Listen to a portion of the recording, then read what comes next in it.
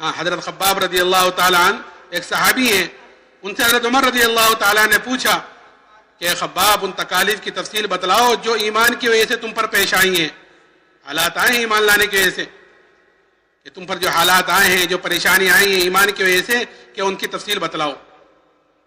آپ نے فرمایا امیر المومنین آپ ذرا میری کمر دیکھیں۔ جب کمر دیکھی حضرت عمر نے فرمایا اے خباب ایسی کمر تو کسی کی نہیں دیکھی جیسی تمہاری ہے۔ حضرت خباب نے کہا ہاں امیر المومنین، مجھے آگ کے انگاروں پر لٹا کر گھسیٹا جاتا تھا اور میری چربی سے میرے خون سے آگ بجھتی تھی، یہی کی وجہ سے کہ ایمان کی وجہ سے۔ ایک عورت کے غلام تھے، جب اس کو یہ پتا چلا کہ جناب رسول اللہ صلی اللہ علیہ وسلم سے ملتے ہیں تو سریے کو گرم کر کر اس سے ان کے بدن کو داغ دیتی تھی، یہ تو ایمان سے پھر جائے نہیں تو یہ سزا بھگتے۔ تو ان تکالیف کا برداشت کرنا آسان ہوا، کیوں؟ کیونکہ ایمان کی قدر و قیمت اندر اتری ہوئی تھی۔ اور پھر اتنا ہی نہیں، جب فتوحات کا دروازہ کھلا اللہ کی طرف سے، اس لیے کہ مومن کی یہ علامت بتلائی گئی ہے کہ مومن جو کام کرتا ہے، جو عمل کرتا ہے، جیسے اس وقت آپ حضرات ماشاءاللہ اللہ کے راستے میں ہیں اور آپ قربانیاں بھی دے رہے ہیں، قربانیاں چل رہے ہیں، کبھی گرمی بھی ہو رہی ہے، دھوپ تیز ہے، تپش ہو جاتی ہے، اور کبھی کل سے بارشیں ہو رہی ہیں، سامان ہے، آپ کا رہنا سہنا اٹھنا بیٹھنا یہیں پر، اور بیت الخلاء کی پریشانی ہے، ساری چیزیں حالات سے آپ گزر رہے ہیں، یہ قربانی ہے کہ مومن اس کا بدلہ کہ دنیا میں نہیں چاہتا، بلکہ مومن اپنے نیک عمل کا بدلہ آخرت میں چاہتا ہے، اس لیے کہ اس کو پتا ہے یہاں دنیا میں جو ملے گا وہ وقتی ملے گا اور تھوڑا ملے گا، آخرت کے اعتبار سے کہ تھوڑا اور وقتی کہ موت تک، اور آخرت میں جو ملے گا عمل کا بدلہ وہ ہمیشہ کے لیے ملے گا اور دنیا سے بہت زیادہ ملے گا۔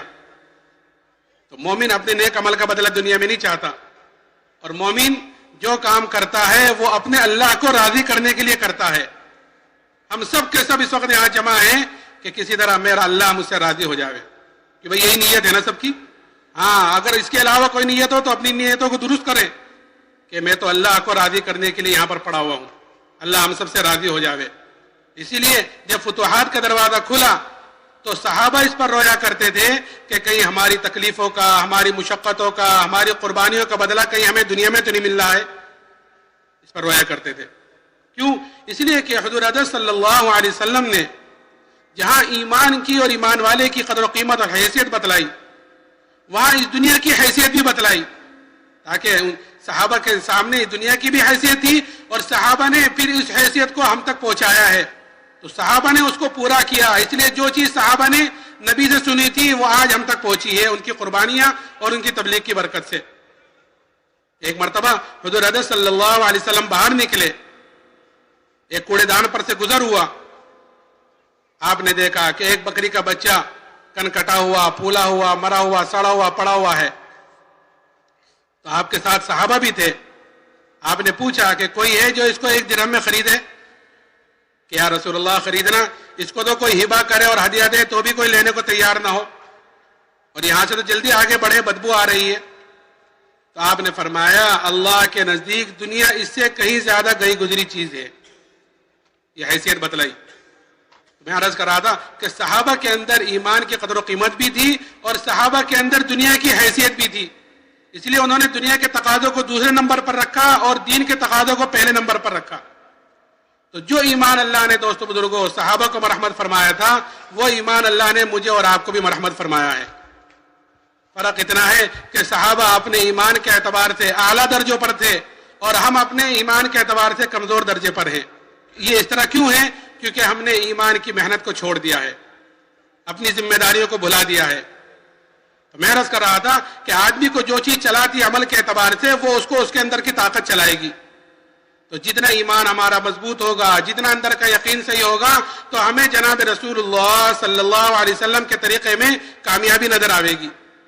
آج تو نبی کے طریقے سے دوری ہے ہر چیز میں، تجارت میں، گھر میں، کاروبار میں، شادی بیاہ میں، کہ وہ اسی لیے ہے کیونکہ ہمیں نبی کے طریقے میں کامیابی نظر نہیں آتی۔